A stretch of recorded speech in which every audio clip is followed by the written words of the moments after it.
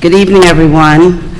It is currently Tuesday, October the 8th at 7:04, and this is the Colmar Manor Town Hall meeting. I'll entertain a motion to open the meeting.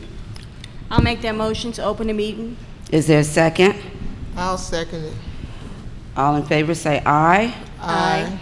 All right, this meeting is now in order. I thank you all for coming out this evening. We'll start the meeting with a pledge of allegiance. I pledge allegiance to the flag of the United States of America and to the republic for which it stands, one nation, under God, indivisible, with liberty and justice for all. And now if we could have a moment of silence so that we can take a moment to think of the shut-in, those who have served us, military and others.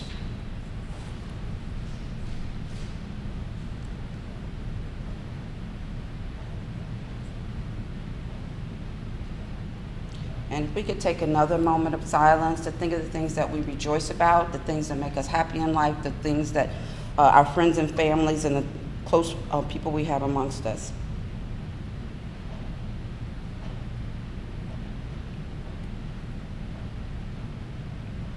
Okay, thank you.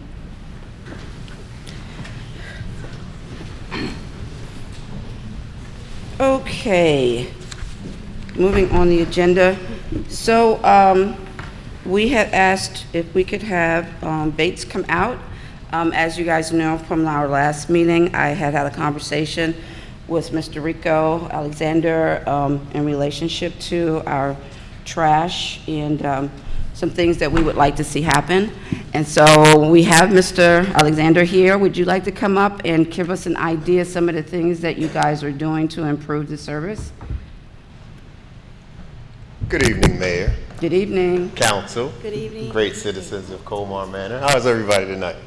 Good, thank you. Good, good. We've been working really diligently. I'd like to actually do a couple introductions, if that's okay. Absolutely. I would ask Mr. Anthony Walker to just stand and wave. Mr. Walker is the new operations manager for Prince George's County. He's actually overseeing that division and its operations. Next to him is Mr. Gustavo Ramirez, and he is the operational supervisor who also works in the same division, managing the overall operations of waste and recycle and yard waste collections in the Prince George's County division. These two gentlemen are really dealing with the hands-on every single day functionality of that division. I take the information that I get from you and other customers and I make sure I relay it to them. They execute the plans that we establish. We're trying to create more layers of management because transparently speaking, me covering the whole company, I'm not always in the area. Today I came from Dulles Airport because I had to be here, but that's where I had to spend my day to day. And so they are running the day to day. They are actually out with the crews kind of in town while services are happening to kind of make sure that they are adhering to the necessary things that they need to do. So since our last meeting, I went back and I had a meeting with my staff and we met with the actual crews that are here. And we talked about the expectations and desires of the residents, keeping the lids closed, the container placement, no spillage, and just the overall safety and how they operate within the town. And I kind of monitored myself for the first couple of weeks.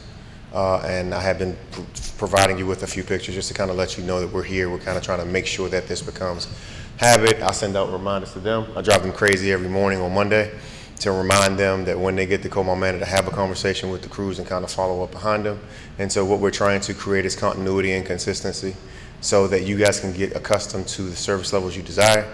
Not having to think about it, it just kind of happens. Okay, hold on one second. Tracy, do we have a mic that we could allow people to ask questions?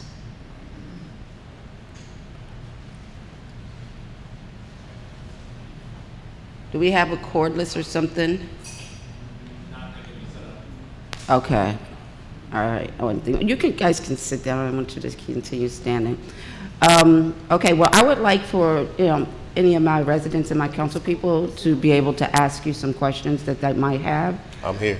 And so I don't have another mic for you guys. So if you could just speak up. Anybody have any questions? Or why don't you have a seat and let them come up? Okay, And that's then they can ask the questions, and then you can come back after. Director Epps, I live on Lawrence Street, 4309. So for years, I've been living in town. I've been a big supporter of Bates Trash Company until lately. This year, I have been very disappointed in the company, only because usually when you come in, we have to pick up behind you guys when we go. We got broken glass all in the streets and trash laying all over the place. I know you said you follow them, but it doesn't make sense to follow the trash truck. They should be able to do this without someone following them. They should be able to do their job, really, honestly. Because you're not going to, like you said, you're not there all the time. So whether you're there or not, everything should be done. When I first moved here, the trash, I really never had no issue with that. They would always pick up the trash to make sure that the trash around them was cleaned up. They would have someone sweep up the trash, to put it in place in the truck. But lately, there's a lot of glass and stuff flying all over the place. But yeah, if you could just try to improve that, that would be great. Thank you. Thank you. I would suggest to let them accumulate their statements, and then you can come back and speak afterwards. Anyone else would like to speak in relationship to Bates?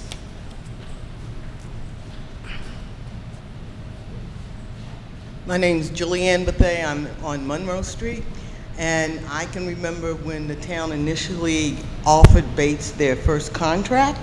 That's been many years ago. They did a very good job, but lately the job has been very sloppy. They do not go behind the guys picking up the trash, because the trash flies out of the cans all over the street and is still there. The other thing, they don't come on time. I believe in the last contract, I may be wrong, there was a time frame for the trash company to come into town and pick up trash and be gone. I have come home as late as 8:30, 9 o'clock at night, and they come in the town picking up trash because they weren't here at the time that was designated in the contract.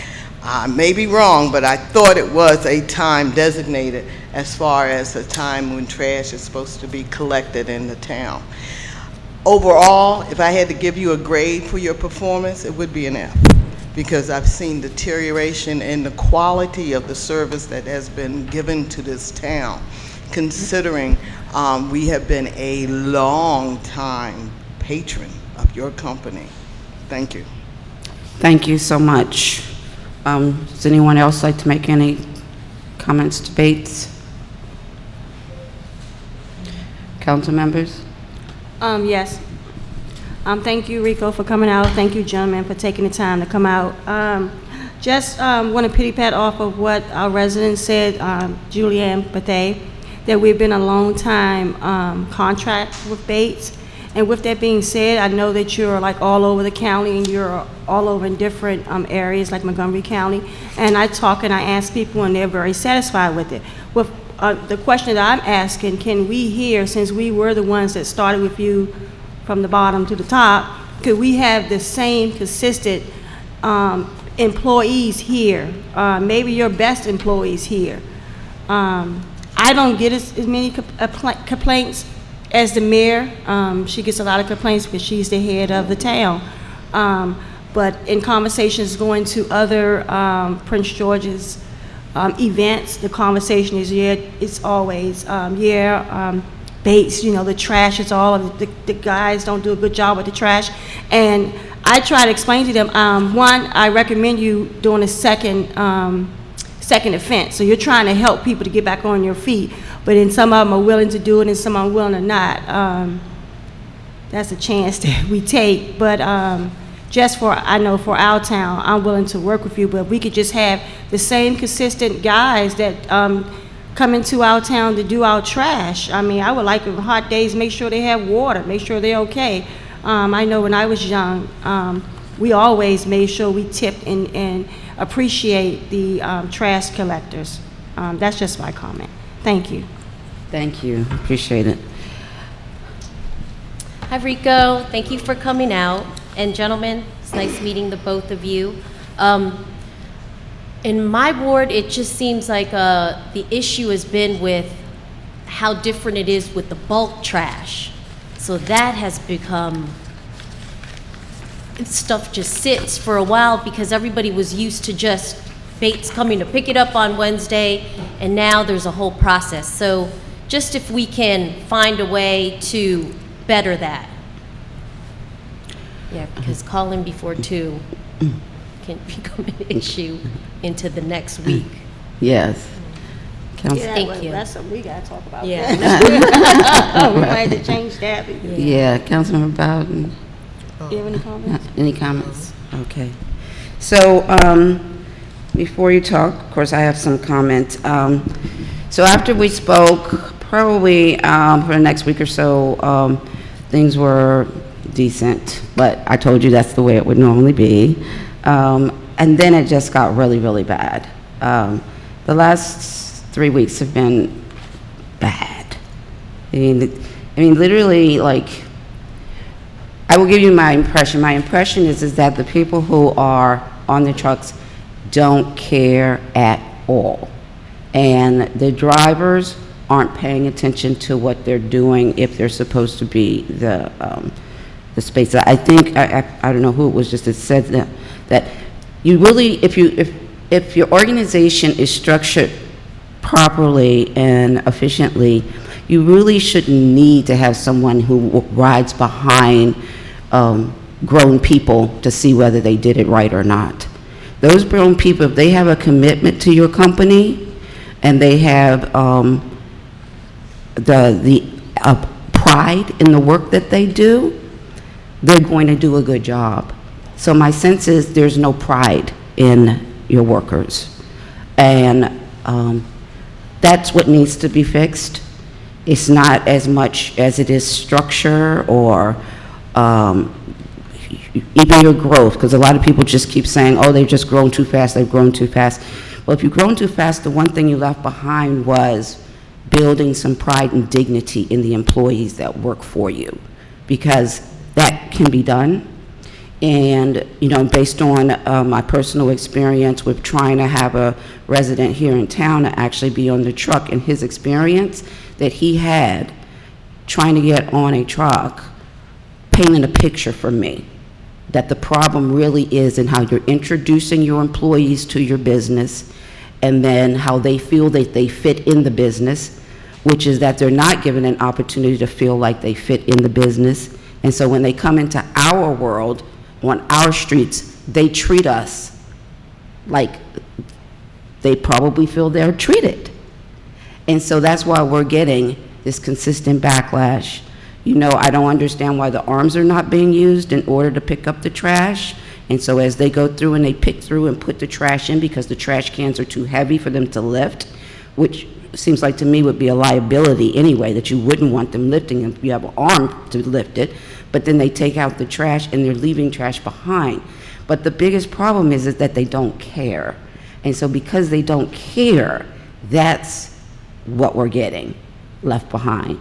They toss trash cans on the street and consistently leave the trash cans in front of people's driveways, and consistently leave the trash cans in the street. Our streets are too narrow, as we said before, and so two cars can't go down the street if there's a trash can in the street. Somebody has to get out, pick up somebody else's dirty trash can and move it in order for them to even just drive down the street when that happens. And it's pretty consistent. So what I really want to know, and any of you gentlemen may speak to this, is I would like to know and understand what it is that you guys are going to do to improve the morale and pride in your employee collectors, the ones that actually collect the trash, the ones that we depend on putting the trash cans back where they're supposed to be, and the ones that's what I'm looking to see how that's going to happen. I will let you know that at a PGCMA meeting a couple of weeks ago, one of the towns was reporting out what was going on in this town, and when he mentioned Bates, he said, oh, that's another story, and everybody in the room went, yeah. So I'm not speaking alone here. My council members were there, right, to confirm that. That happened. So I'm not alone.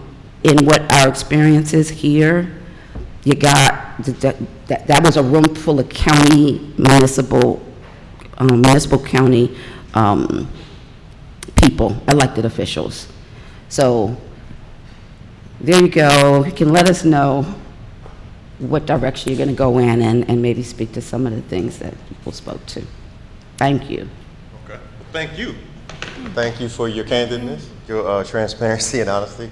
I believe that as long as I have a talking customer, I got a good customer, right? When you stop talking, that's probably when I'm in a lot of trouble. And so I don't shy away from suggestions or concerns or even harsh critiques. I accept them all. If I can start from the top and kind of work down, is that okay? I was not texting, I was taking notes because I wanted to actually recap and make sure I stayed on task. As it pertains to broken glass on Lawrence Street, the sloppiness, those are the things that we continue to work on every day. And so I apologize for the negative experience, but my commitment, my team's commitment is that we're going to focus on it. As far as the time frame goes, it is a contractual time frame, and it's from 7 to 7. However, I don't recall the last time we ran late here. So our contract is from pickup is supposed to be from between 6 and 2 o'clock p.m. Okay. I can't tell you the last time we ran late here. I think Friday. I think it would be Friday. Friday was. Yes. Friday, it wasn't. It was 3:30. I called up to the town hall and I asked. I thought maybe my street got mixed for the recycle, and I just thought my street may got a mix. And then maybe 20 minutes later, I seen the trucks coming by. So it was 3:30. Yeah, it was around. I can look up. When yours came Around- through. Yeah. Yeah, we don't leave the town. So if it was 3:30, she said 8. Well, I'm you, kinda I throwing mean, off. but, Yeah, so, yes. Yeah, And that was a while ago. They were. Well, that was- Yeah, that was. Yeah. Okay. the biggest, I mean, one of the biggest problems we have, and we don't know why it keeps happening, is yard waste gets missed. Yeah, I know. But what I was going to say is that, yeah, I think it was Friday. There's been times when half the town gets picked up and the other half doesn't. It was Friday. And that's really weird, and we don't know why it happens, but it does, it definitely happens. Like 40th Avenue is a breaking point or something, and that gets done, and then the other side doesn't. So, I mean, there's a number of inconsistencies Okay. in the work. So one of the things I'd like to do, if possible, is get real-time reporting from someone in the town. Oh, yeah, I have it, because I text, what time? I'm saying that, so if that's happening, if she's getting sloppy service, if a truck's here at 8 o'clock at night, if half the town is getting missed, how are we getting that information? Well, I guess that's what I'm Well, asking. we always, I mean, we're reporting always the next day what went wrong. Somebody in my office is calling because people are calling us. Got And it. so then they're calling your office to report that this problem happened. Okay, so I would like to streamline that. I would like them not to call my office. So let me finish. I would like them to call direct numbers to the operations team so that they can respond. Okay? Because I think Okay. that's more direct and it's more seamless. I think if you call customer service and say something, I don't know, based on the time of day that call comes in, if that customer service rep's walking out the door at 5:05, I don't know if you're gonna hit send on the email, and we may not get it till Monday. You know what I mean? So I wanna make sure that we're responding as fast as possible. The best way to do that is to put you in contact with the direct people who manage it every day. And if something doesn't look right, you should be reaching out. Someone in the town, Mike, Kayla, whomever, should just reach out and say, is everything okay? Because it's 3 o'clock Yeah. and we got 3 calls saying that the stuff hadn't gotten collected. Well, That at least sounds a red flag for us to just make sure things are right. We got to do a better job of proactively communicating. I'll address that with my team after this meeting, and we'll put some measures in place. So one of the things that, as we realize when we're going through our contract, obviously contracts, I'm not sure if everybody understands, since you guys have expanded, particularly into the county, it seems like you're lumping us into the county. And since municipalities, where we all have our own different way of doing things, it's not clear. I mean, I've got a huge group of people in here, in this town, before we did our parking permits, who didn't even know they lived in a town with the mayor and the council. So I don't know how your drivers or your collectors are going to understand the difference in municipalities to the rest of the county too. You just yourself said 7 to 7, and that's not what our contract says. Ours says 6 to 2. But then if you go and you switch to what ours said, people got used to you coming so late that then somebody's going to fuss and go, "Oh, well, they don't normally come until 6 o'clock, so I didn't think I had to put it out so early." So it creates a whole thing of problems. I do want to reiterate what Councilmember Jackson said about if we could have a crew, that our crew, you can bring them here, we'll meet them, we can have a meet and greet with people, let the people know who they are. They're our crew, and that's who they are. And would be great if they were people who lived here, which would make it better. But still, some consistency that this is our crew, and they're a part of who comes here. That could help. I'm waiting for you to finish. Go ahead. Okay. So so your drivers are very consistent, and for the most part, the laborers are. However, they do call out, and we can't not run the route if they don't come to work. We have to put a replacement on the truck to have the truck run. I've heard it twice now, so if you don't mind, just please appease me, let me address it. We do not care about other customers more than we care about our municipalities. That's not true. Can I tell you that we asked Mr. Baden, who lives in Anne Arundel County, who's our treasurer, who was his trash collector, and he said, "Bates." He said, "Do you have any complaints, any issues or problems?" I said, "No, there's no issues there." But yet in a room of Prince George's County municipal elected officials, everybody sighed when they brought up the name Bates. Yeah, I also asked my coworker who lives in Montgomery County, who's a trash collector. They said, "Bates, you have an issue?" "Oh, no." We don't service Montgomery County. That's what they said. I know, but Bates doesn't service Montgomery County. Maybe they said So Montgomery I County. don't know who they are. We don't do any residential collections in Montgomery County. We only do Prince George's County and Anne Arundel County. We do service the Eastern Shore and Virginia for residential. We don't do any services. There's another company that does services in Montgomery County, but it is not Bates. Okay, well, maybe it's, Yeah, because it isn't. It is Bates. And again, while the consensus, if you will, may have been the same, I'm going to be transparent. It's not specific to municipalities. If you asked county residents, there will be some that say their service is great, and there'll be some that say decide. It's not selective. It's extremely subjective, and it's subjective because we are fighting holistically to continue to improve and get better.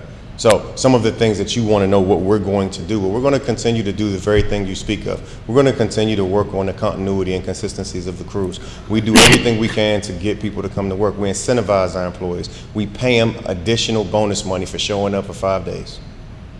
They get extra money for coming to work for 5 days. So whatever it is you're doing is not working. Right. So let me keep going. We pass out awards. We give certificates. We recognize the best crew for the month. We recognize the crew without misses. We give them year-end bonuses. We try and make sure we encourage best practices. We have an internal website where we post our spotlight crew for the month. So there are things that internally we are doing to get better. I am not telling you that it is an easy fix, because it's not. But it's something that we are focused on. I do respectfully disagree. Guys, we have a lot of people who have pride in what they do. I'm sorry. We have a lot of people, employees, helpers that are on the back, who have a lot of pride in what they do. You may not experience that on a consistent day-to-day basis, which I completely respect and would absolutely agree with, but it's not a holistic condition. It is very, very specific and selective, and that is kind of what we're targeting, even to the point of the types of people we're hiring has changed. So we are not just trying to bring anybody in, if you will call it a warm body. You have to now have at least met these specific criteria, because that gives you the best opportunity to be successful long term. We're hiring more people that do not have trash experience, because what we have found is the guys that have trash experience don't really meet the criteria from a quality standpoint that we're looking for. So we're investing more in training people to teach them how to collect trash. We are trying to convince them, this is a process because it's cultural, that it won't take you as long if you use the total lifts on every can. There are some cans in your town that are too heavy for the total lifter to lift. That's a fact. It can't be moved. We've tried it. Mr. Bates came out himself behind the truck, put one on the can, and it broke the hydraulic line on the can because it was too heavy. So we have to work together. I'm not saying that we're not wrong. I'm not saying that the town's at fault. I'm saying that this is a cumulative effort together to try and just keep getting better. We're committed to it. We're not saying we don't want to do it. We're not walking away from it. We're saying that you're important to us. You matter. You're valuable to us. This is where Mr. Bates started his business, as 2 council members have already said, and a former council member has already said that you've been with us for a long time, and that's something that we do honor. Mr. Bates is loyal to his core. And so he wants to make sure that you get the best services that are possible. That's our commitment. That's why we're getting more management involved. That's why we're trying to keep that consistency. And you're right, we shouldn't have to follow adult people around and do their jobs, but until we get the culture we want, we're going to do what we have to. So if you're telling me that I had people behind the truck and we got the right behavior, and then that behavior changed when those people weren't behind the truck, that means I got the wrong people, and we'll go make some adjustments, and we'll make sure we fix it, but we're going to stay behind them until they understand that they got to do it the way we want it. So that's our commitment. It's not an easy fix. It's not quick. It's steady and it's consistent. And that's what we're going to focus on doing. Okay. Can we hear from Mr. Rodriguez or Mr. Walker? Walker. And I'm going to tell both of them to come up. Okay. Come on. You don't get to pass on this one. Come on.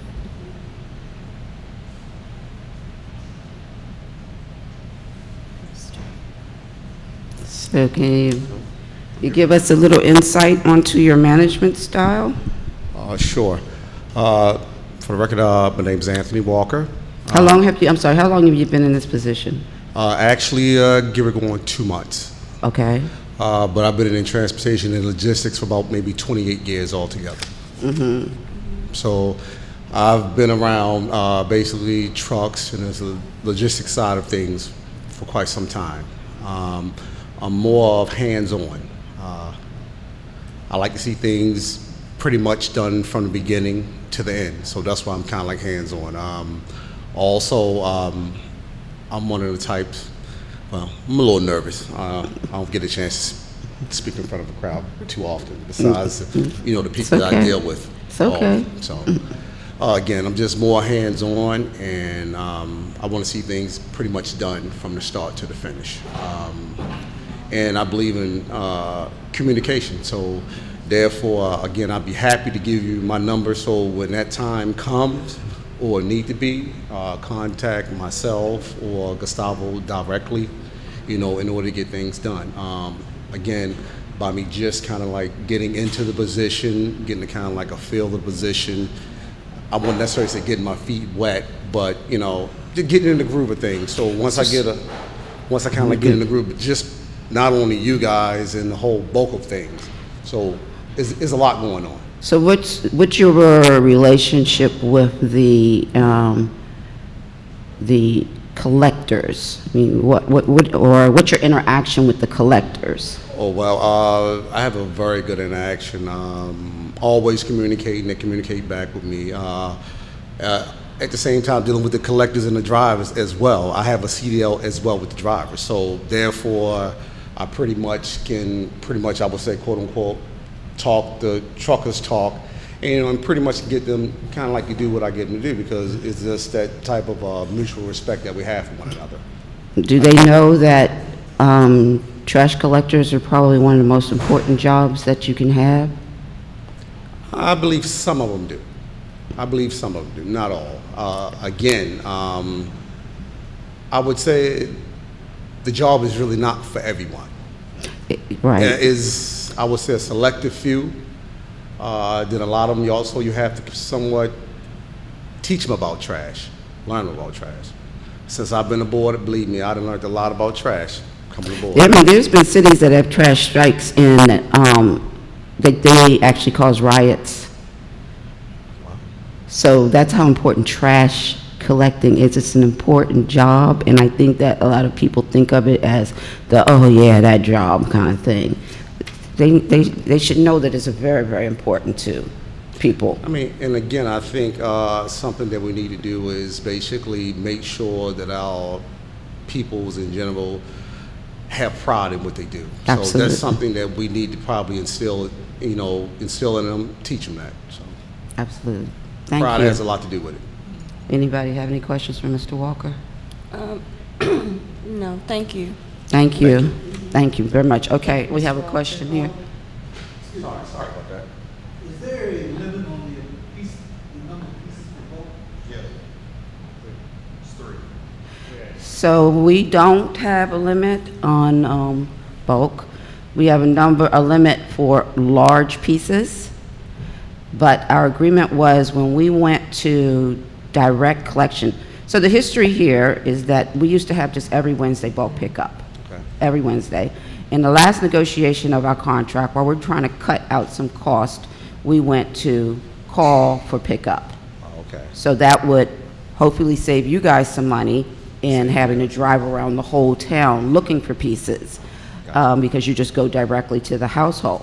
In our agreement, it was that our people can continue to put out whatever they put out, which is what was just every Wednesday. You just put out, there was no call, so there was no pick and choose, this piece or that piece or that piece. And so every time we keep coming back to this 3-piece thing, and that was a really big part of our agreement, that our people were not going to be limited.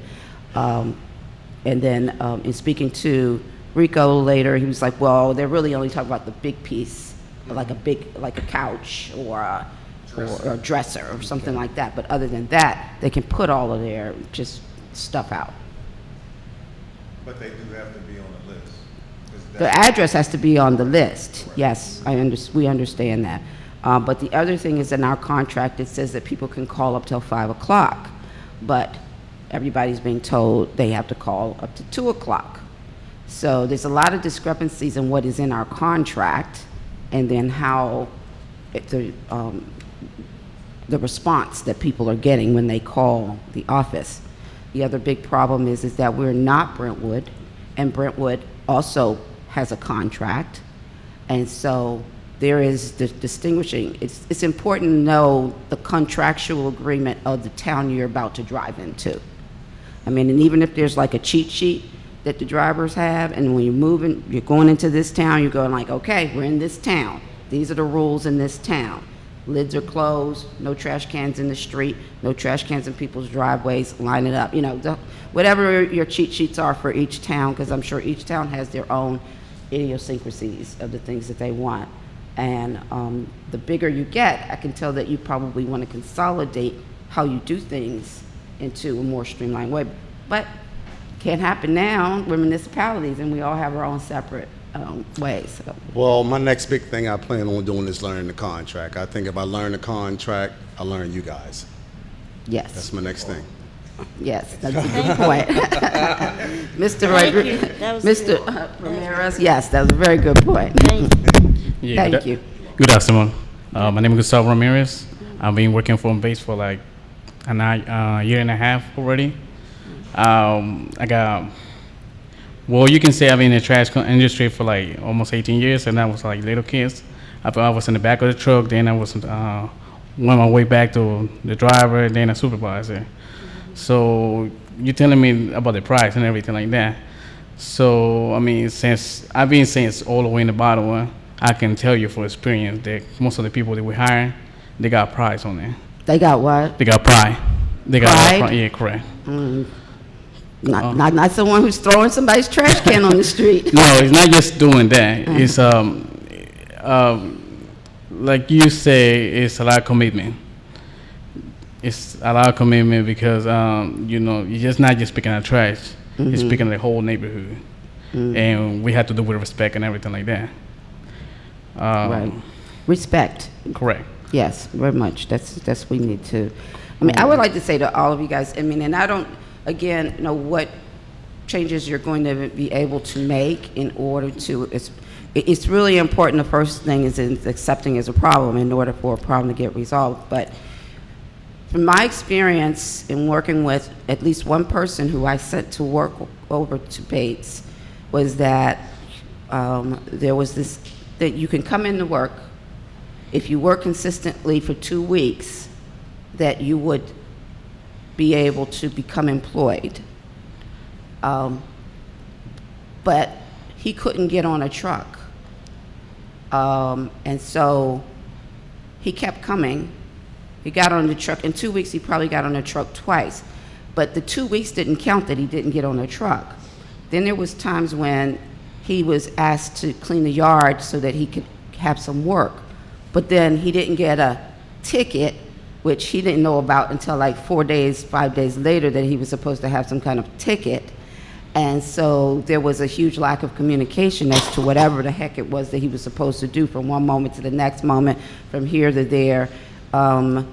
There was no, and he was literally texting me like hour after hour. I was like, oh wow, this is crazy. It's like I'm really learning what's happening over there at Bates right now. Right. And his experience wasn't a positive one, and it was also, it didn't make sense that someone would have to come 2 weeks in a row in order to try to get a job, and they're not getting on a truck, so they're not getting paid. So what you're going to have is somebody's going to leave, and they're going to go and they got to go look for another job somewhere. They can't keep coming if they can't get on a truck. It makes more sense to give the person the job, put them on 2 weeks probation or a month probation, and say you got to come and work every day to keep this job, because then a person with a job can have pride. A person who's a day laborer, it's hard for them to have pride in your work. Their thing is to work that day, not to be a part of your business. So I think that model just is a big part of the problem. And so I'm speaking to all of you guys Correct. at this point. The model of how people are being hired in terms of their experience they have to go to before they become, it's backwards in my mind. Okay, so. Anything else you want to share? Absolutely. Absolutely. A couple of things. One is that is not our model. Thank you, by the way. We divorced the model. That is not our model. They get an initiative. They got to get their day labor account down. We don't carry any more than 5 temporary workers in any yard I have. So everybody has to become an employee. So they have to make a management decision very quickly if that person or individual fits what they're looking for. And then they make a decision to hire them or tell them not to come back. So we're not doing just do 2 weeks and we'll see if you work out. If they show up consistently for a week, we're going to tell them they got to get hired. Here's the problem with getting hired. In our company, you have to take a pre-employment drug test. Until somebody in federal government changes marijuana to be something of a legal substance that employers do not have to get dinged for from insurance, half of our candidates can't get employed because they cannot pass the test. So that's a real issue that we're dealing with right now. And so we're fighting that, but we can't lower the standard because then we'll pay higher insurance premiums because we don't have a drug policy. So there's a balance that and this is not a Bates issue, this is holistically. Everybody's dealing with this, not just blue collar work, but white collar, because a lot of white collar companies have pre-employment drug screenings that they're losing a lot of candidates because they're failing the drug test. And so there's a lot going on that we're trying to manage. Now, we'll say that I think you'll see consistency get better because we have invested in a new crop, if you will, of workers on the back because a lot of our seasoned veterans are aging out, because that's something you can't do in your late 40s, early 50s. It's taxing on your body.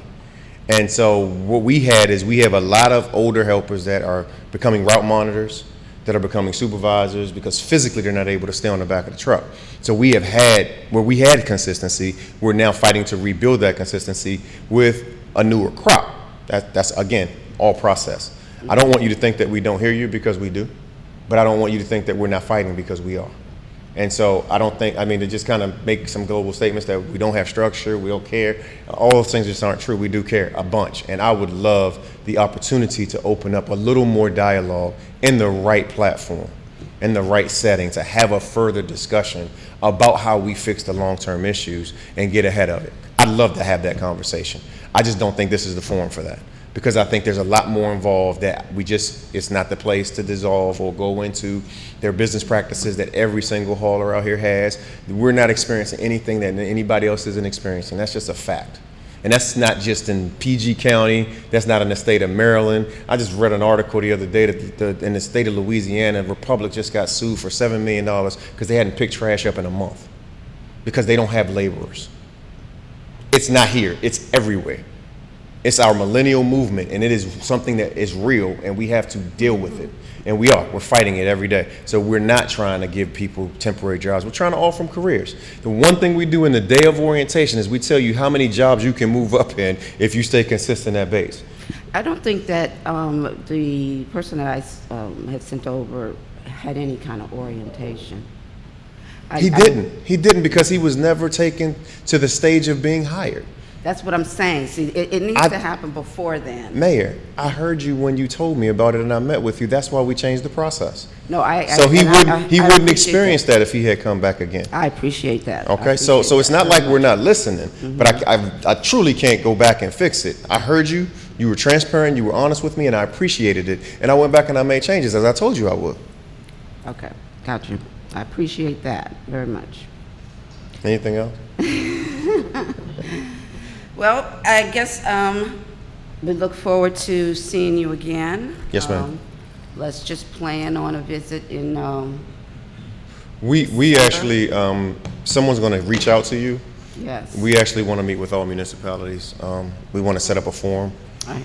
So you'll be all seeing some of that come out, and it'll be to all municipalities. We encourage all council members and other parties involved to come. We're going to offer a lunch where we're going to provide lunch, and we just want to open up dialogue because again, we want you guys to know that we hear you and we want to fix it. And so I think the best way to do that is to try and sit down in a room and kind of talk about what you need, and then we can talk about how we can give it to you. And if the date meets with you can use this facility. I mean, Okay, because we have I'll make sure that I'll let my planner know areas. that this can be a potential location. And I also- appreciate the invitation. And also, Rico, Prince George's elected officials, we meet every third Thursday. Okay. At different municipalities. That's a good spot. If there's something that you may be interested to come to talk to all of us, but. How do we know where? Actually, Councilmember Mendoza is on the board, so she'll get And with we'll the be in president. Colmar Manor in November. yeah. Maybe in November? Is I it can't November? remember. November, yeah. Next month. We'll be hosting Send me the date. PDCMA. Yeah. Okay. Yeah, I'll make We'll sure. get you I'll on make the sure we agenda. show That up. way you can talk to Yeah, all I think of it'd be us. great. Again, I don't think it's something we're running from. We want to get in front of it. We want to be accountable, but we want to make it better. Appreciate it. Okay. Thank you. All right. Thank you. Thank you so much. Thank Have you, a good guys. evening. Thank you. Okay, thank you. Okay, guys. Moving on, so the next order of business is to approve a series of minutes. Does anybody want to make a motion to approve any or all of these set of minutes? I'll make a motion to approve all of the 9 minutes. If you want me to say the dates, I can. Say the, If you need me to say the dates, say the dates. okay. I'll make a motion to approve the minutes for May the 14th on the budget work session, May the 14th, the town meeting, May the 30th, the budget work session, June the 4th, public hearing, June the 4th, public hearing, budget hearing, June the 13th, town meeting, August the 13th, public hearing, September the 3rd, work session, and September the 10th, town meeting.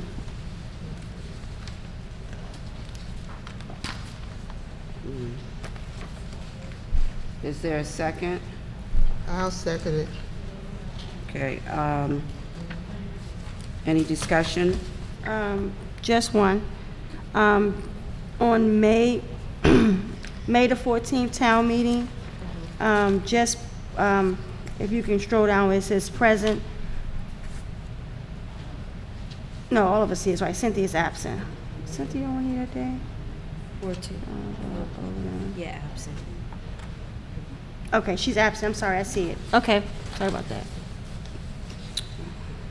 Okay, I'll call for a vote. Ward 1 is absent. Ward 2? Aye. Ward 3? Aye. Ward 4? Aye. And the mayor votes aye. Thank you all very much. So is there a motion to excuse Councilmember Blue, who had called that she was not feeling well this evening? I'll make that motion stated. Is there a second? I'll second it.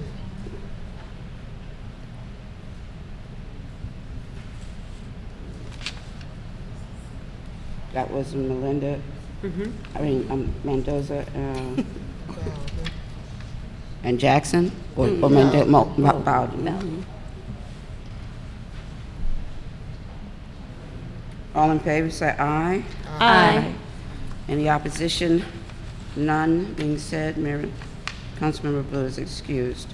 Who was the first for the the first for the minutes was, I realize we don't have a note taker here, Jackson Yeah, Jackson. and Mendoza? Yes. Okay, next item,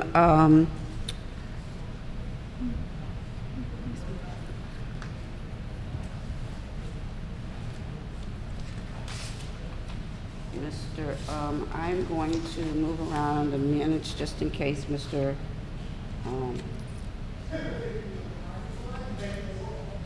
Moledge. The curb cut. In case, so we can move up Mr. Moledge in case he doesn't want to go through all of the other items. You want to come up and, huh? Okay? Oh, okay, We'll leave you where you are on the Okay, agenda. great. And we'll keep moving it forward. Thank you, I appreciate that. All right, so Mayor's report. I will, report on the work session. Okay, so we held a work session on October 1st, 7 p.m. And it was in that work session, we had a request for a curb cut at 3408 40th Place. We reviewed the material and approved the curb cut pending the county's approval of the driveway itself. We spoke about the MML Fall Conference and transparency. We had budgeted for one person to attend. However, I want to count for Councilmember Mendoza actually got elected to the board of directors for MML because of a vacancy. I'm the prior president of Maryland Municipal League, for Maryland Mayors Association. So we both needed to go, so we voted in the funds in order for both of us to attend Maryland Municipal League next week. We tabled a conversation about the community center mortgage. We discussed some legal fees from Mr. Barr, which was in addition to his retainer related to a prior employee. We discussed the staff holiday party, scheduled that for the 6th of December. We scheduled a mayor and council retreat, so that, which we normally would have done quarterly, to catch up on general matters. We again spoke about trash collection. One of the municipalities in Brentwood, Brentwood municipality, had made a request to other municipalities that they wanted to go into a class action lawsuit against Bates for trash collection. We didn't think that that was likely a winnable kind of a thing, but said that we would like to combine and have a combined conversation with Bates in relationship to the other municipalities. We also gotten a blessing box. It's something that the chief brought to our attention, which is a box just like we have the little libraries. The blessing box will be a box whereby you can bring in canned foods or other kinds of items that might be useful to someone else, like the books would be useful, you can take and you can give. And so we moved on forward on that process of getting a blessing box for town where people can actually leave things that may be useful to other people, particularly in the food category. Accounts receivable for Smith. There was a sum of money that was provided when Councilmember Smith passed away several years ago that was supposed to get returned to the town through some sort of a fund, which never happened. So we voted to actually have that canceled, basically, written off, because it's been on the books for over 10 years, about 10 years now. So we also talked about getting a billboard and asked Mr. Baden to determine how much money do we have in our equipment fund. We get money for equipment from Comcast and Verizon, and so we asked him to look into how much money we have in that fund so that we could look at to getting an electronic billboard. We voted to give $300 to the Garden Club for cleanup on October the 19th. We approved a leave advance for an employee, and we also had a very lengthy conversation with the Michaels Corporation and their partners, where they proposing to put a gas station at 43rd and Bladensburg Road. In that proposal, this gas station would have a car wash, and they could not get a car wash without the county council giving them a variance to do so. So, for anybody who's aware, I'm opposed to the whole action, and they wanted us to agree to send something to county council saying, okay. We took no action on this activity. We do expect that we're probably going to be hearing from them soon if they put in an application. We do expect it. So I want you all to keep your ears wide open. There will be hearings. There will be opportunities for the community to speak in relationship to what their interests are. And everybody needs to be at the table and have a voice, because while what is there right now in that location is pretty difficult to look at and attract the wrong types of people, having a gas station has its own impact as well on what will happen in the community. So we want to hear from everybody, and your council members may be coming around to speak to you on that. And that was a part of the work session. Okay, moving on to, I'm going to go ahead and do the council reports and come back to the mayor's report afterwards. Council member 1 is absent. Council member 2, Council member Bowden. Okay, in my Ward 2, we still have people who is not picking up their dog poop. They only pick it up if you actually see them. So please be considerate of your neighbors and pick up your dog poop. Thank you. Thank you. Go ahead, Councilmember Jackson. Yes. I guess I can piggyback off of Councilmember Bowden. Chief, is there any way we can really start finding people when it comes to the dog poop? I know we don't have the manpower. It's not the manpower, it's that we have to see it. We have to see. How about if we take pictures? Well, taking Or a picture little of the video. poop. Of the, yes. If you have a video of the person and the dog, and then after taking the poop, then yes, we can work off of that. Okay. But I if mean, you don't even to have have a that- conversation, because a lot of times people are walking their dogs and they're not picking up the waste. There's some people that do. So that is a problem that we keep occurring. And our town has a lot of dog walkers and lovers, including myself, but just for them to know there's a fine for them to leave the poop there. So good evening. I just want to give my report for, my report is not basically just for my ward, it actually is for everybody. You know, I always say we're so small. So, this week is National Fire Prevention Week. So I would like all the residents to try to have a plan, practice your plan, and have an escape as far as a fire is concerned. Make sure you double check your fire extinguisher, your fire alarms, and if you have kids in the house, pretty much tell them if there is a fire, where's a designated place that you can meet. This resonates personal to me because when I was young, we lost our home to a fire and we lost everything. So I just wanted to bring that out to the residents. And if you need a smoke alarm, you just have to call 311 and they will provide you with that. Also, Christmas in April in Prince George's County, applications are now available. The applications are due November the 1st. This is a one-day project to make repairs to homes for people that's aging, or someone has disability, or if someone's just on financial hardship. This is a volunteer-based program. but you do have to apply for it, and applications are due November the 1st. I'm going to ask Kayla Cooper, our secretary, if she can print out some applications and have them here at the town, because I know everyone don't use computers, but I just wanted to bring that out.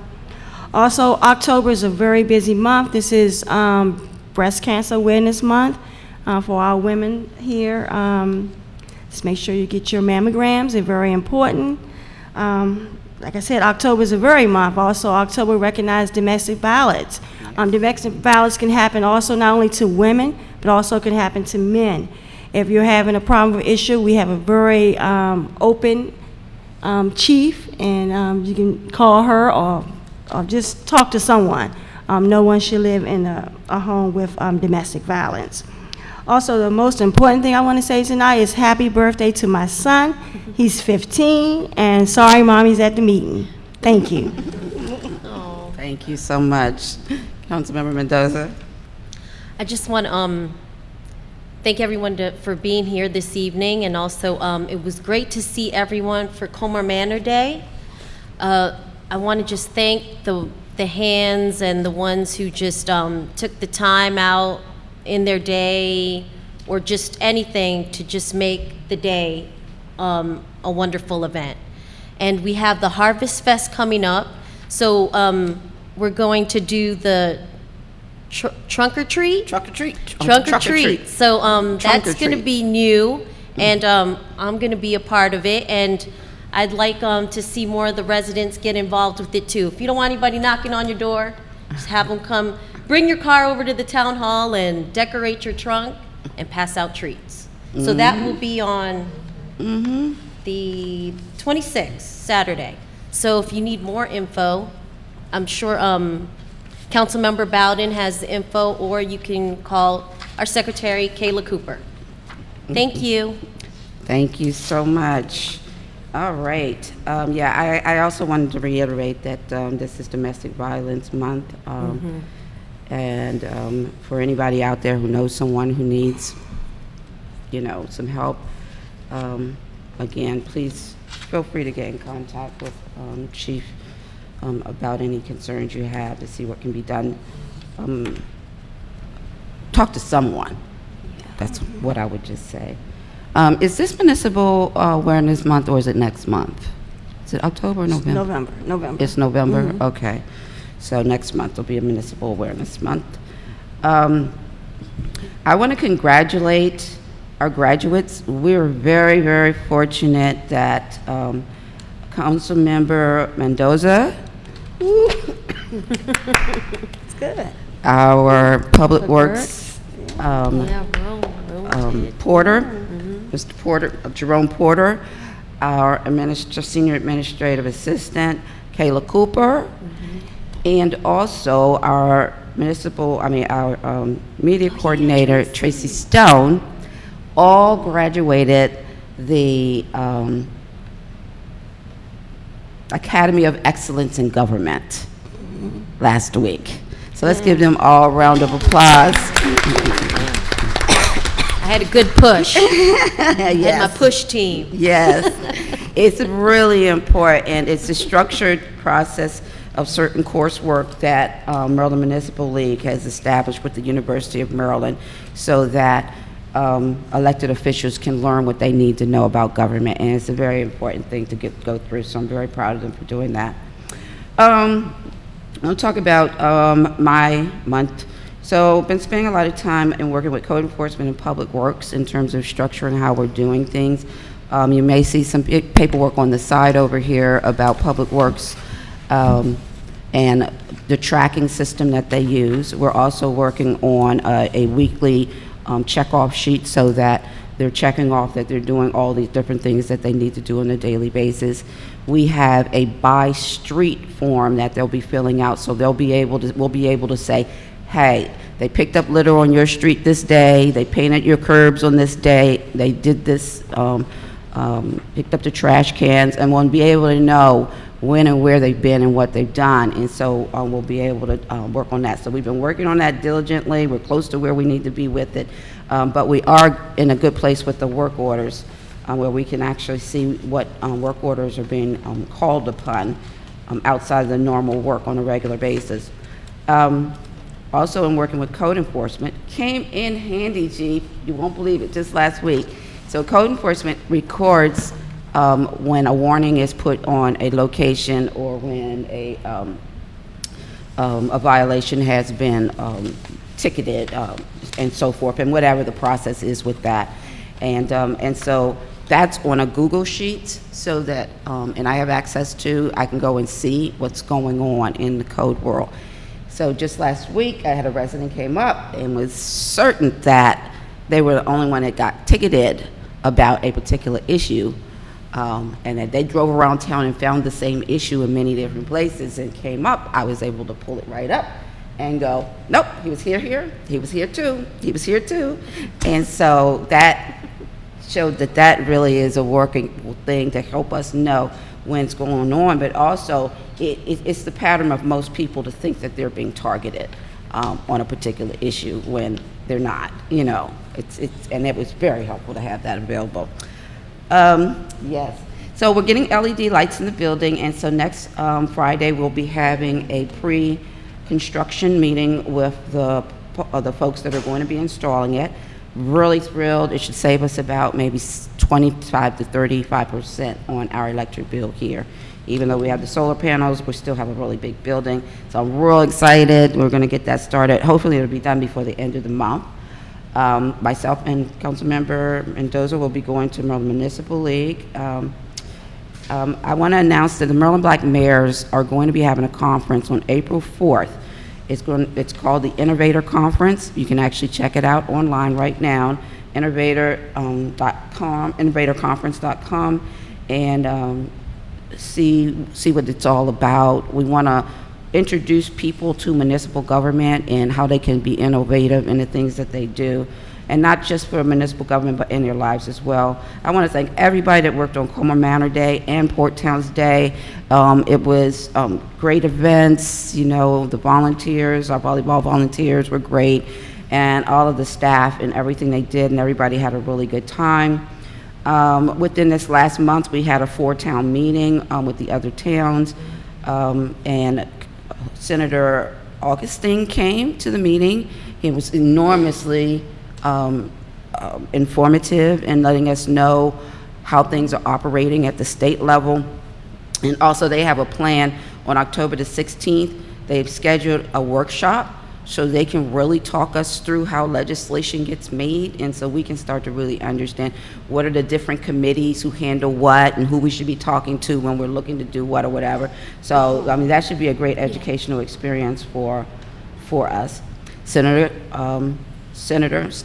Federal Senator Carton called a meeting of municipal elected officials to just talk to us what's happening at the federal level, which is just about nothing. I mean, they're trying to do a lot, but it's just not moving anywhere. And there's a lot of gridlock there and stuff. So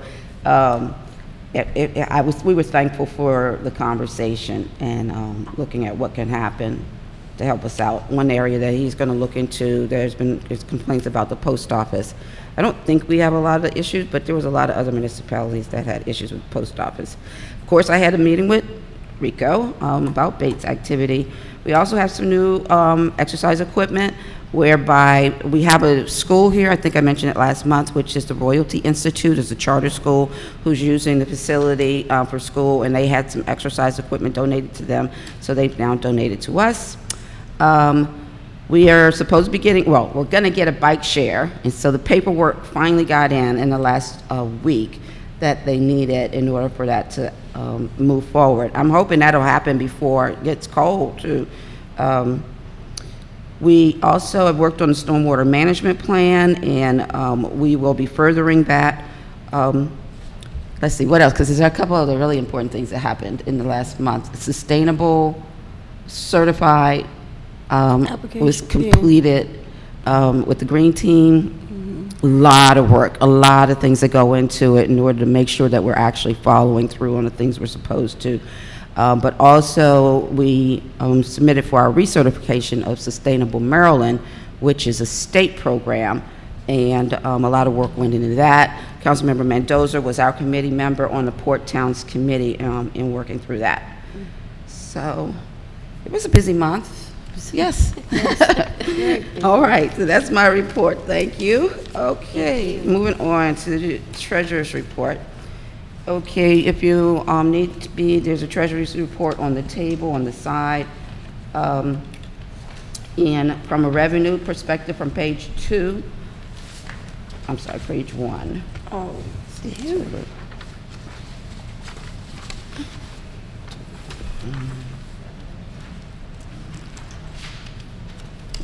We generally, at this point in the year, would be about in a 25% of our total budget. Our income that comes from the real estate taxes, which is our largest income source, usually comes in September and January. So we have not, we don't have that yet. So the income levels gross are low. On page 2, for general government expenditures, we're at 19.3% of our total budget. So we're under budget there. Payroll taxes and health insurance, it's at 35.5% or 3%, which is because those are paid in a lump sum, so they don't go on a running amount. So something more has been paid in there. Senior van operations at 34.9%. Higher than our 25 run you would expect because of some repairs to the vehicle. Code enforcement's at 15.7%, well below, under budget. Public works is at 22.7%, just about on target. The community center town hall is at 16.6%, so that's well underneath of the budget. Public safety is at 15.8%, again under budget. Police chief budget is at 38.1%, and again, it's front-loaded for certain things in that budget. The community center operations is at 24.3%, so that's on target. And our reserve is $696,637,000. So that is the treasurer's report. The balance sheet wasn't accompanied on this one, council members. But is there a motion to accept the treasurer's report? Oh, I make a motion to accept the treasury report. Is there a second? I'll second. Any discussion? If, just only if the treasurer can make the font a little bigger. Okay. That's it. Make the font a little bit bigger. I will also add as a formal comment that we would like the balance sheet to accompany the income statement. I'll call for a vote. Ward 1 is absent. Ward 2? Aye. Ward 3? Aye. Ward 4? Aye. And the mayor votes aye. I'll also just let you guys know that in your packages also is a copy of the gym activity. Oh, Jeanette. Community center activity for July and August. And also in your packages is a copy of the Public Works report that's on the table, and also the daily Public Works tracking sheet, this one here. Okay. To give you guys an idea, you'll be able to, as they move forward on this, you'll be able to call up here to find out if something's happened on a particular street in your ward, or what's happened in that street, if you would like to know that. Okay. Next item on the agenda, police report. Chief Milberger. Good evening, everyone. Good evening. So in the month of October, reflecting back on September, we had a lost theft report on 9/2. At 15:15 hours, Corporal Calloway responded to the Lucky Mart for a report of a lost keys. Upon her arrival, she spoke to the victim that stated he left his keys on the counter, and when he went back inside, the keys were gone. The victim was able to go home and retrieve his spare key. The reason why he felt that it was a theft was as he was waiting, he could see the lights inside of his car going in and out. But Fortunately, no entry was made into the car. The car was still there when he came back. On 9/4 at 1200 hours, there was a theft at the CVS. P.O. Williams was inside at the time of the attempt theft, so he was able to apprehend the suspect, retrieve the items, and then he barred him from the establishment. On 9/10 at 13:14 hours, we had a stolen recovered property. P.O. Williams responded to the station for the report. The victim left an item in the street. A child walked past, thought it was just trash, took the item.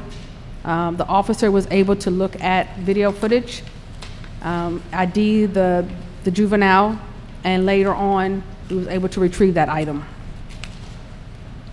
On 9/16 at 16:43, there was a theft report. P.O. Williams responded to the Colmar Manor Town Hall for a theft report. Victim reported that someone gained entry into her unlocked vehicle and stole items. Once again, I tried to advocate to everyone, when you come home, I understand you're rushing, you know, that we need to just make sure we lock the doors. On 9/25, we had a report of a vehicle that was parked in the same spot for over a week. We ticket the vehicle, we followed the procedures, and the vehicle was impounded a short time after. On 9/28, I was flagged down for property damage in the 3400 block of 43rd Avenue. A homeowner stated that Maryland National Capital Park and Planning drove past. As they were driving past, we had a low-hanging cable wire where the truck pulled it down, and it broke the gutter spout.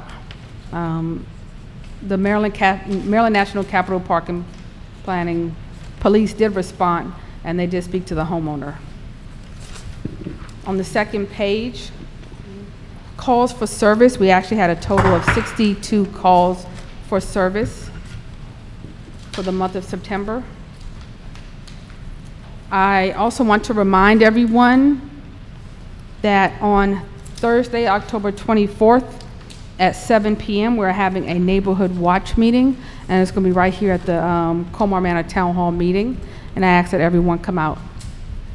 I respectfully ask that you accept my report. All right.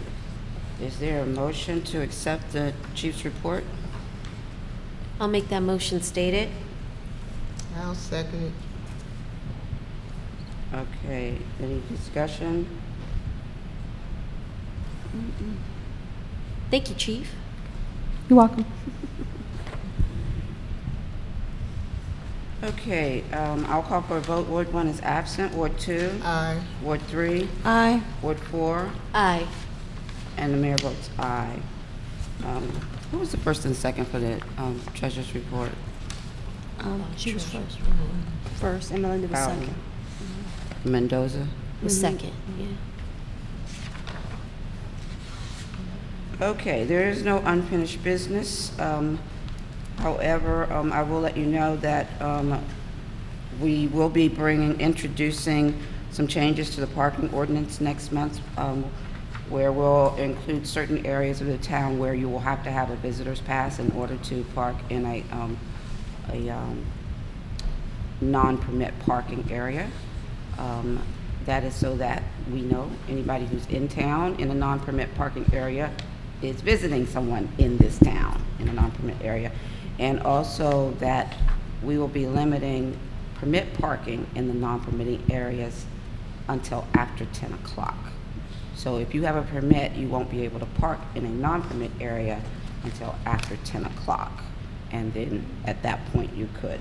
So we'll be introducing that next month and likely holding a public hearing in December on it for any comments. Okay, now I'm going on to new business. New business, we have 3506 37th Avenue. So do you want to come up,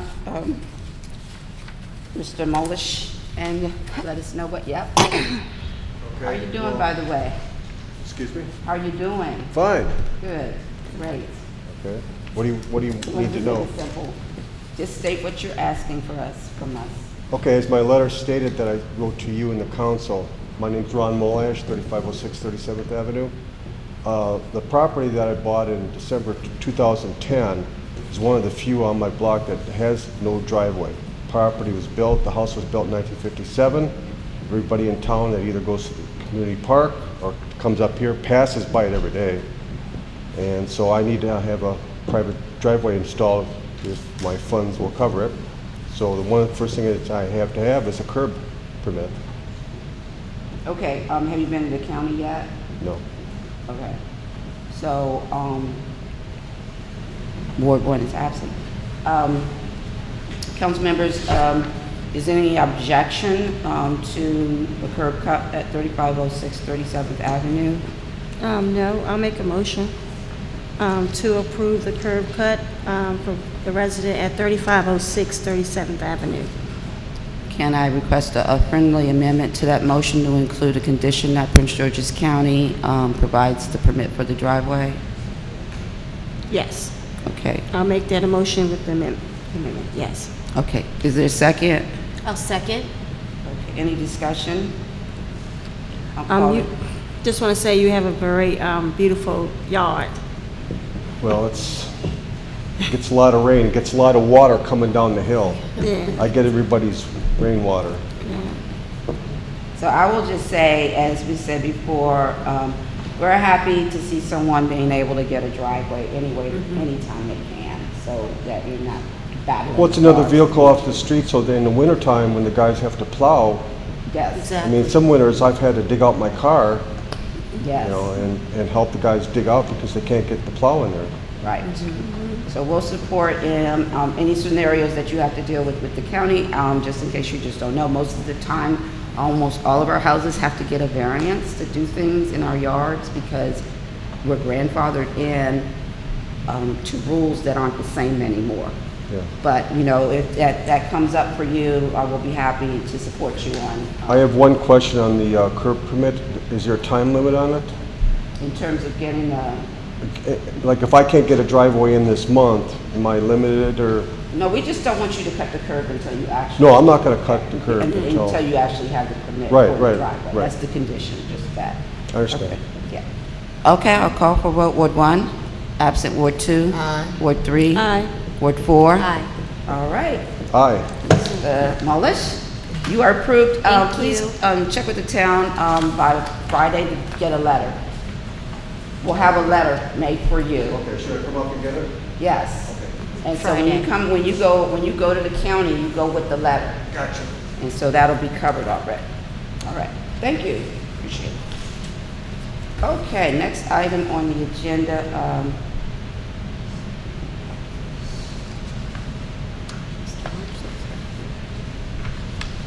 that was Jackson and Mendoza, right?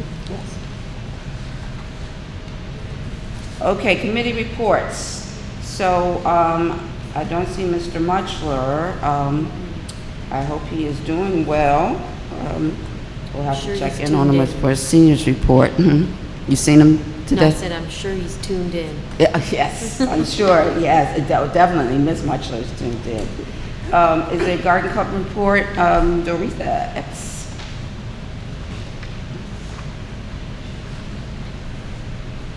Go ahead, Julianne. It's all that vacation time. Look at that. I have a question before we do the report. You said that the no parking in a non-permit area with permit, they can't park after 10 o'clock. They can pit, if you have a permit, you can park in the non-permit area after 10 o'clock. If you have a permit, you can You can. You can. park after 10. Right, Oh, okay, okay. but okay. not before, because some people were parking their permit cars in non-permit areas in order for them to hold the spot, so that when somebody else was coming, then they moving back in their driveway and the other person gets the spot. So Oh, we- okay. we've had several complaints about it, why people with permits are parking in non-permit areas, but we don't have, our ordinance doesn't have any regulation on it, so that's what we're going to be putting in the ordinance. Okay. All right, on the garden report, hello. Chief, Mayor and Council, residents.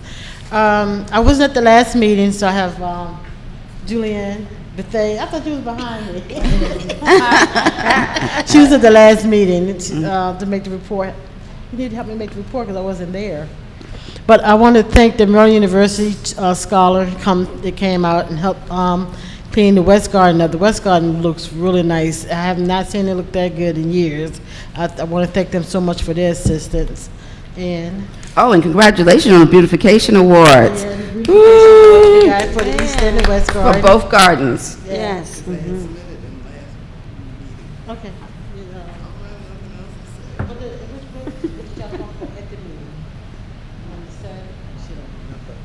She doesn't remember. I wasn't at the last meeting. I can. So, Well, I can tell you.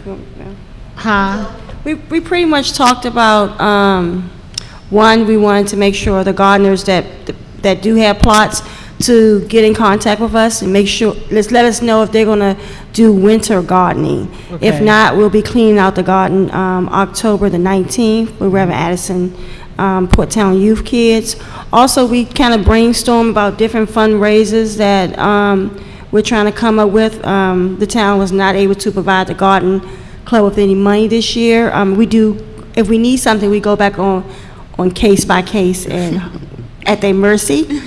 But we're trying our best to be sustainable. And so we're looking for ideas of how we can fundraise to keep our garden club going. And that was it, pretty much. Okay. And I want to thank Mike Gorham. He assisted me in getting assistance from the Maryland University students, the art class, to do 2 paintings for the East Garden and the West Garden, and that's pro bono, so I really appreciate that. Okay. And it was something else I had to speak on too. And the charter school, they will be helping me out on Thursday to help build compost in the East and the West Garden of the boards that we had left over. So we're going to tie the broken ones up, and the young guys are going to come down and help me build up the compost for the East and the West Garden. And that's about it. Oh, and the, what's that day? I can report it The on the Gordon, green you gonna do team. that one? Yeah, Okay. yeah. Royalty Institute. Thanks, Royalty guys. Institute. Thank you so much. Thank you. Appreciate it. Okay, and I just really want to say that the triangle is looking beautiful. Oh, yes. I mean, geez, I mean, such an improvement. Who would have thought, from what was there before? So thank you. Yeah, they're growing. All right, do we have a green team report? Councilmember Yes, Jackson? good evening. Last month, our green team was our joint meeting with Carter City. We had a lot of good energy going on. We have a lot of projects that's coming up for the year 2020. We do meet every other month with Carter City. Our next meeting will be in November, and they will be the ones who host it. Our green team meeting is an open meeting, so everyone's invited. Our town green team meeting, which will be on October the 15th. One of the things we're talking about on October the 19th, we're doing Clean Up, Green Up. That's something that our county exec is spearheading all over the Prince George's County to beautify the county. And also, so we had to complete an application, and we selected some plants that will be planted on that particular day, October the 19th. And we're looking for volunteers, and just want to thank Jerome for helping us with Jerome and Jaretha, helping putting the application in. Julianne, our master gardener who lives in town, for picking out the plants that we need. So we're looking for any and every volunteers to come out on that day to show how we can beautify our Colmar Manor town. We'll be here meeting at the town hall. We'll also be here with Reverend Addison kids, because we'll be also cleaning out our garden on that same day. So October the 19th, it's a busy day. If you can just come, if you want to just pick up trash, that's fine. If you want to plant, that's wonderful. We'll take all. If you just want to join the green team, that's wonderful too. That's it. All right, thank you very much. Appreciate it. Is there, we have a record? Also, we're putting together a search program. This is something jointly we're doing with Carter City. Doretha is meeting with the representative from CERTS, I guess, on October the 14th to kind of get a timeline. So if anyone is interested in becoming a CERTS member, we'll be talking about that at our November Green Team meeting, which will be hosted in Carter City at 7 p.m. That's November 14th? I think it's November the 17th. I'm trying November to. 17th. It's always the third Tuesday. Oh, November 19th. 19th. Okay, thanks. November 19th. Thanks. Okay, Councilmember Belton and recreation report. Okay, we still have Zumba here every Monday and Wednesdays, and Saturday at 9:30, and martial arts on Thursday at 6:30. And our Harvest Fest is October the 26th at the Town Hall. And as far as the trunk or treat, kids, don't forget to bring your trick or treat bag. Thank you.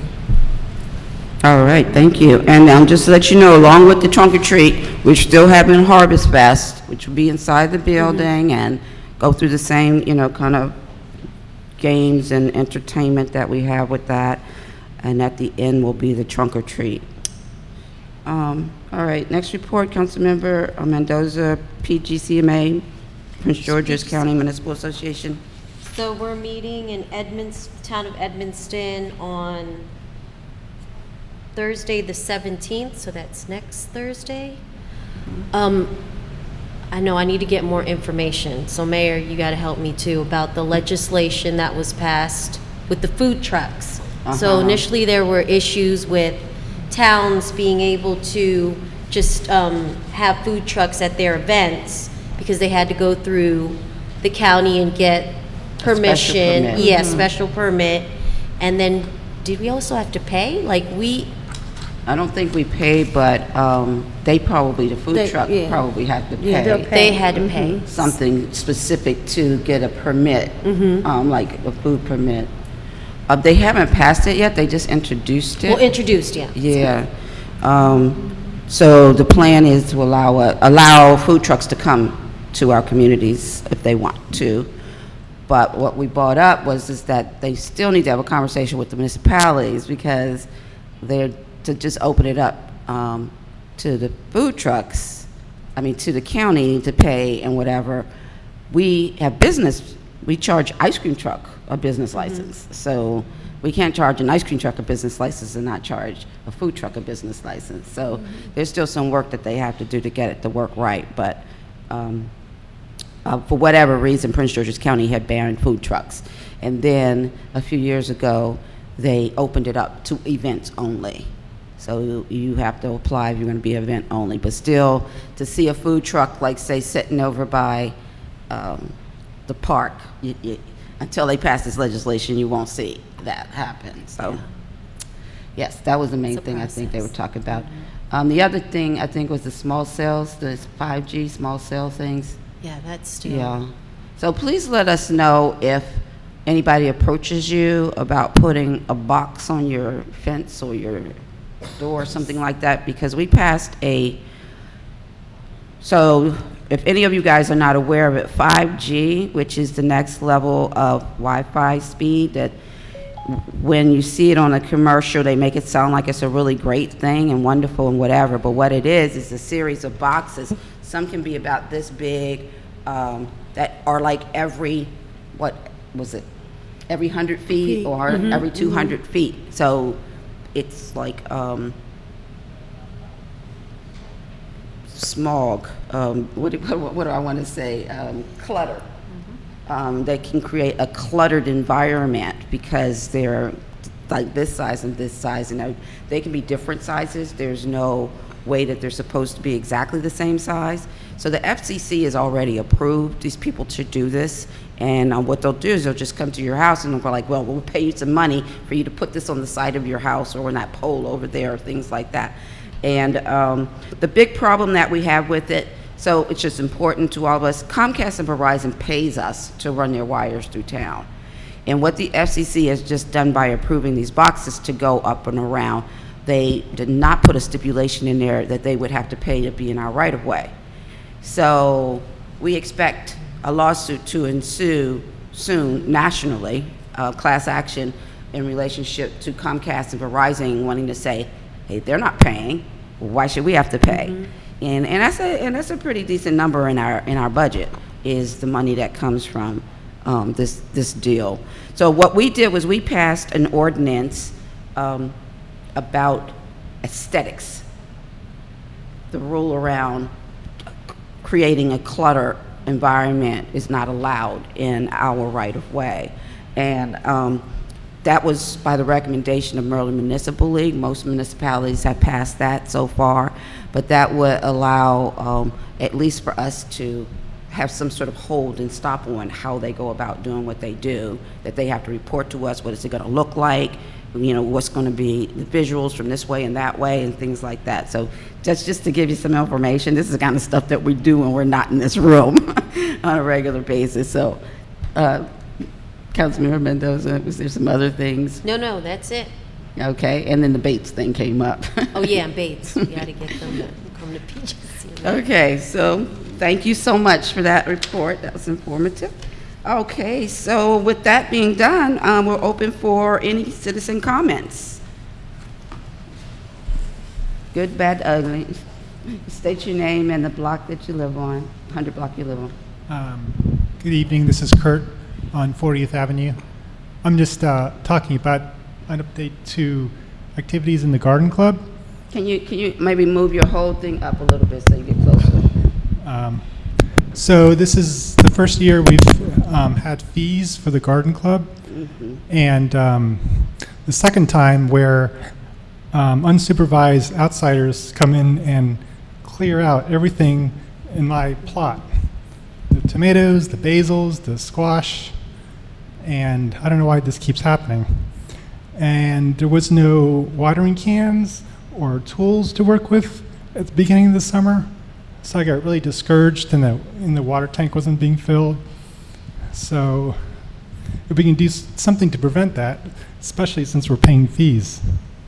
So I will say about the water feeding, because, you know, as I spoke before about us organizing lists for Public Works on a regular basis, what they're supposed to be doing. So that's on the list now. So instead of what was happening was someone would call and say, oh, the garden tank is empty, and then they'd have to fit it into whatever their schedule was. So now they'll be doing it on a regular basis, a check, and then filling it up themselves so that it's not get to that point where then it has to be fed in. In terms of the entrance to the gardens, I don't know what the... Well, I think maybe that's, I mean, that... It's a combination. Yeah. Well, the outsiders coming in to help, but then they clear out my He's talking about my when plot. we get students to come in to clean out. So what I do, I send out an email to all the garden members and let them know this is going to be happening. And if you want to, you need to be there so they won't clean your plot out. Oh. They send an email out. But why would they have to clean inside the raised beds? Because some of them are very wild. So I wasn't there. I can address it. We had students to come and help clean out the West Garden, and we weeded all the plots that had heavy, thick weeds. We cleaned, including yours.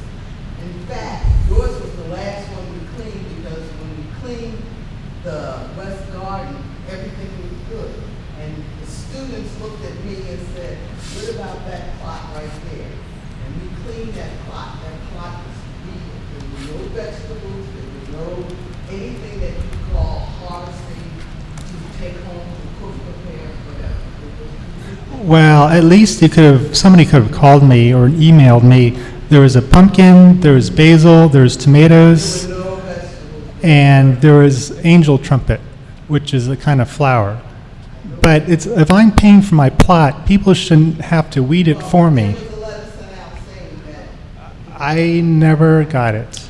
Okay, well, I will apologize for your plot being cleaned out. Yes, we do pay $20 for a plot, and we also want to keep working with the University of Maryland students. So going forward, what we'll do is, we did send an email out, but I do have your number. I see you all the time. Just to reassure that we'll put a note or something on whoever garden does not want to be cleaned out at that time. We'll put like a note on it so the students won't know. I don't think that it was meant to happen. Like again, saying we apologize for that. Yeah, okay, but the major point should be, if there's tools, I will weed, and there's water, I will water and be all excited about the garden. But they're missing. I don't see how I can maintain anything, you know, So when I visit. We don't have a shed. We don't have a We're supposed shed to in the get a West shed Yard. there for the West Garden. And because we didn't get fundings this year, we didn't get a shed for the West Garden. We have it in the East Garden, we don't have it for the West Garden. But we have And- tools at the East Garden in the shed. Right, yeah. There's a combination lock that everybody knows who participates in the use of the garden. So there are tools available. They may not be at the West Garden, but there are some loose tools at the West Garden because there's shovels still there, there's a calendar still there, and a rake that nobody has claimed, and I always leave them up against the table. Right, but for years I have yet to see a functional watering container that is just absent, that doesn't leak. So anyway, and then on a separate note, I don't know what you do about abandoned cars in private driveways. 3305 40, cars that have been sitting for months. So if the owner has an abandoned car in their driveway, they'll park on the street, taking up valuable street space parking. So I don't know what the policy is on cars that have been just sitting for months. Can I answer that? Yes. My suggestion is, before we leave out of here, you just give me the address. Okay. What I can do is follow up with the code enforcement and see if he's already started any type of action against this issue. If not, then moving forward, we will. So before we leave here, you can just give me the address. Okay, thank you. And I appreciate this worksheet. I think this really helps to keep track of many items that's happening in town. And so that's a good job by the council. Thank you. Appreciate that. Thanks, Kurt. Thank you, Kurt. Thank you, Kurt. What about if when you send out your letter that if you don't ask everybody to respond, and so then if you see somebody didn't respond, then you can like call. Yeah.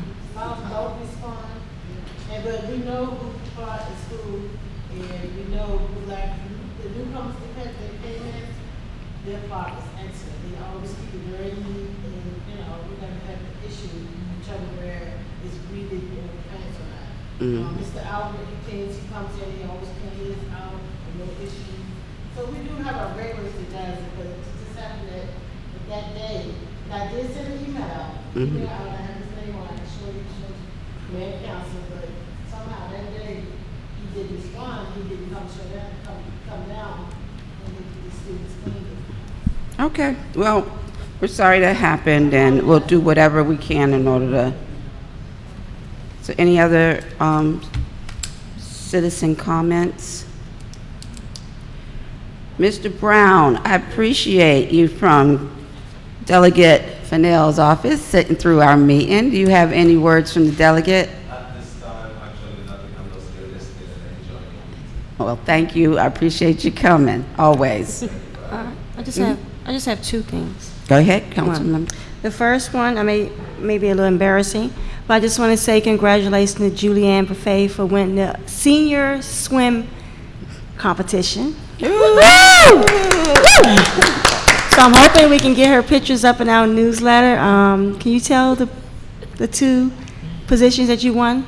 I know one was Maryland Senior Olympics, in my age category, first place in backstroke and second in freestyle. Wow. yeah, wonderful, great. Second in freestyle. And the next one is Delegate Fennell will be having a fundraiser on this Thursday at Fratelli's from 6 o'clock till 8:30. Everyone's welcome. It's a good time to come Thank up to meet you. other elected officials also, and your neighbors. That's right. Okay. It's thank my you. son's birthday again. Yeah, happy birthday. Happy birthday.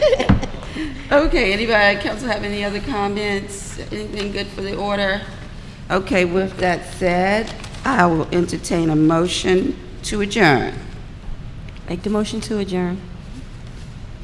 All in favor say aye. Aye. This meeting is now adjourned. Thank you. Thank you. Fundraiser for Telly's, right?